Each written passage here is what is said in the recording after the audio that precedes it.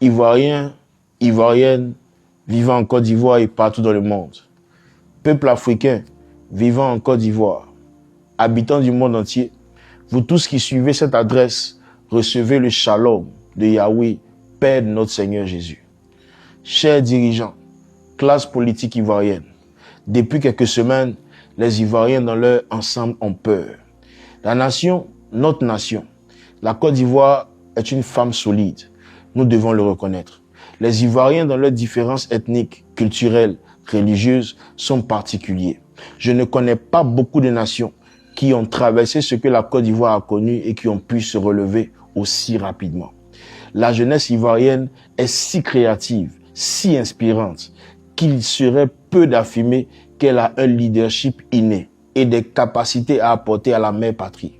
Je pense que s'il y a une chose que le Créateur de toutes les choses a béni la cité ivoire, c'est sa jeunesse.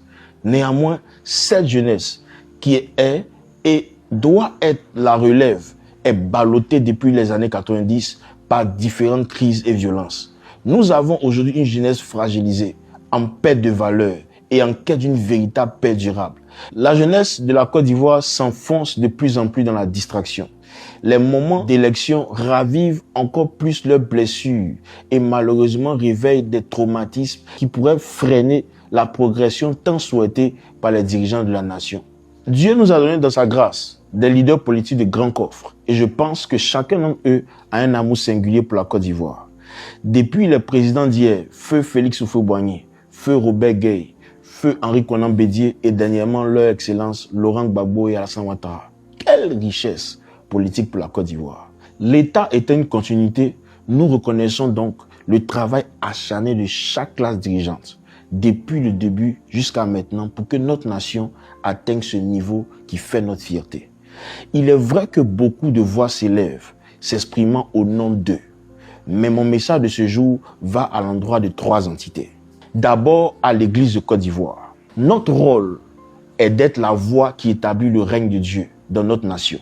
Il est clair que personne ne peut se dire neutre. Cependant, au-dessus et après nos choix, notre nation demeure. Et le pouvoir que notre Seigneur Jésus nous a confié sur la terre doit être administré avec sagesse, dans l'unité et la vérité. Les membres de l'Église peuvent, s'ils le désirent, et à titre personnel, soutenir un leader politique. Mais l'Église, corps de Christ, épouse du Seigneur, n'est et ne sera jamais un parti politique. Et ne pourra être détruit par aucun homme sur cette terre, parce que celui qui l'a bâti a dit que les portes de la mort ne prévaudront point contre elle. Matthieu 16, verset 18. J'en appelle au respect des générations, à l'unité dans l'amour de notre Seigneur et surtout à la prière. Pour cette nation, nous avons une responsabilité plus qu'importante qu'on imagine. Ensuite, à la jeunesse de la nation, à nos jeunes de la Côte d'Ivoire. Nous sommes prophétiquement à l'heure d'un transfert de position et d'un legs de bâton de commandement. Et cela, plusieurs spiritualités en témoignent. Dois-je vous rappeler que nous sommes des acteurs majeurs dans les pouvoirs qui régissent le développement de nos nations? Oui, vous avez bien entendu, j'ai dit les pouvoirs. Satan, comme au temps de Moïse, a décidé de museler les femmes et les jeunes afin que le transfert n'ait pas lieu. Au-delà de la vie politique, Satan a décidé que par tous les moyens, la jeunesse de ce pays ne soit pas assez lucide et qu'elle soit en retard sur le programme que Dieu Tout-Puissant a établi à leur égard.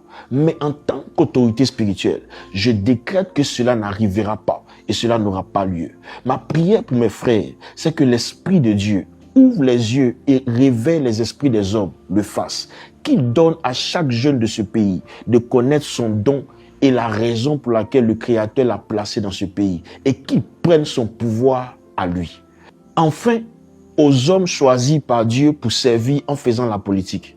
Notre Seigneur et Sauveur Jésus-Christ disait dans Matthieu 23 que celui qui veut être le plus grand serve les autres. Mon message est à l'égard de la classe dirigeante actuelle, future, à l'opposition. Servez le peuple. Pourquoi? Parce que vous travaillez pour nous et non le contraire. Vous êtes les serviteurs de la communauté, alors servez-nous. Servez les hommes, servez les femmes, servez les jeunes, servez la nation. Pas vos bords politiques, mais la nation. Écoutez la voix de la nation que vous servez et non la voix des statistiques, ni des chiffres seulement. Je vous en supplie, par les compassions de Christ, écoutez nos voix. C'est pour la bonne gestion de son peuple que Elohim vous a placé. Et sachez que pour ce même peuple, s'il se rend compte que les buts ne sont pas atteints, il vous destituera. N'oubliez pas que c'est le peuple qui vote, mais c'est Dieu qui donne et établit le pouvoir. Craignons-le. Craignons-le car il est tout-puissant. Craignons Dieu car il n'est pas un homme. Craignons Dieu qui place les hommes au sommet parce qu'il a aussi le pouvoir de les déplacer. En ma qualité d'autorité, d'apôtre de Jésus-Christ, je bénis toute la classe politique au nom de Jésus. Je prie que l'amour pour la patrie et la sagesse pour la gestion des affaires de la nation habitent toute la classe politique dans son ensemble, dans notre pays au nom de Jésus. Que notre nation monte solidement et que nos fondements soient solidifiés. Ivoiriens, Ivoiriennes, Dieu aime notre nation et est avec notre pays. Il a notre pays entre ses mains. Je demande à Dieu, par son esprit, de consoler les cœurs et de les désarmer, de libérer sur la nation un esprit de pardon et de miséricorde, de compassion entre les Ivoiriens et les Ivoiriennes. Je demande à Dieu de faire tomber au nom de Jésus les murs de méfiance qui depuis un moment sont visibles dans notre quotidien. La Côte d'Ivoire est forte, notre nation est puissante. Elle ne sombrera pas parce que celui qui est avec nous est le Tout-Puissant. Je suis Élie Barouk, apôtre de Jésus, première autorité spirituelle à la chapelle Nouvelle Création. Demeurez dans le shalom de Yahweh.